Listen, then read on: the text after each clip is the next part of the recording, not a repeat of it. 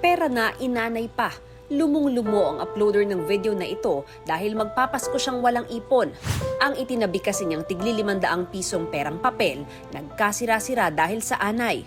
Kwento ni Cirilo Bitang, 1 taon niyang inipon ang 25,000 pesos.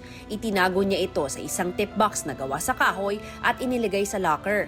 Chinek pa niya ito noong huling linggo ng November, maayos naman ang pera. Pero nang tingnan niya ulit noong December 19, inanay na ang ipon niya. May anay rin daw pala kasi ang dibisyon ng kwarto kaya hindi na ito naagapan.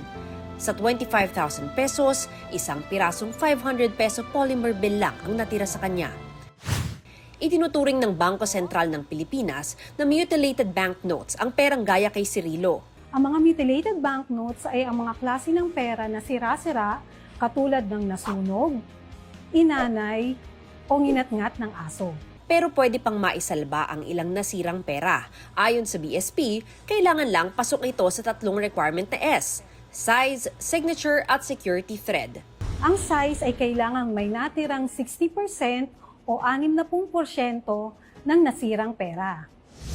Pangalawa, signature.